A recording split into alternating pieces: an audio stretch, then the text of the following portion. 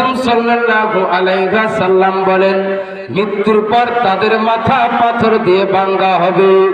কাদের মাথা? মৃত্যুর পর কাদের মাথা পাথর দিয়ে ভাঙা হবে? যারা এই দুনিয়াতে যারা ফরজ নামাজ না পড়ে ঘুমিয়েছিল, ফরজ নামাজ আদায় না করে যেই লোকটা ঘুমিয়েছিল, তার মাথা আমার আল্লাহ রাব্বুল আলামিন পাথর দিয়ে ভাঙবে। এ বন্ধু মুসলমান, আমাদের তাইলে বেনামাজি হওয়া যাবে না, আমাদের নামাজ পড়তেই হবে। ফরজ নামাজ বাদ দিলে আমাদের কোনো উপায় থাকবে না। উপায় নাই রে, উপায় নাই রে, উপায় নাই।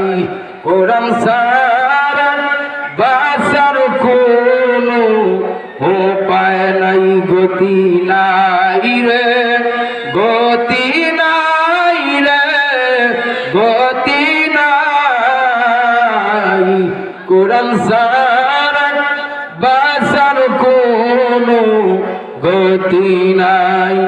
এ বন্ধু মুসলমান, 2 নম্বর হলো তাদের মাথাও পাথর দিয়ে ভাঙা হবে যারা এই দুনিয়াতে কোরআন গ্রহণ করে কোরআনকে ছেড়ে দিয়েছে। রাসূল সাল্লাল্লাহু আলাইহি ওয়াসাল্লাম বলেন, তাদের মাথা পাথর দিয়ে ভাঙা হবে। এই দুনিয়াতে অনেক লোক আছে এই কোরআনকে গ্রহণ করে কোরআনকে ছেড়ে দেয়, এই কোরআনকে মেনে এই কোরআনকে আবারও বাদ দেয়া দেয়। এই বাংলার জমিনে অনেক লোক আছে 15 পারা 20 পারা পর্যন্ত হাদিস হয়, কিন্তু একটা ইয়াদও থাকে না। তোমাদের মাথায় পাথর দিয়ে ভাঙা হবে।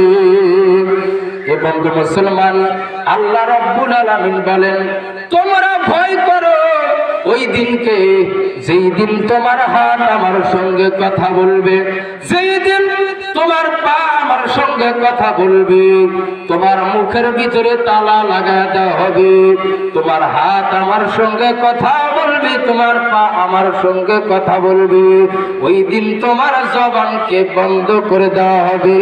তোমরা দুনিয়াতে কি উপার্জন করে এসেছো?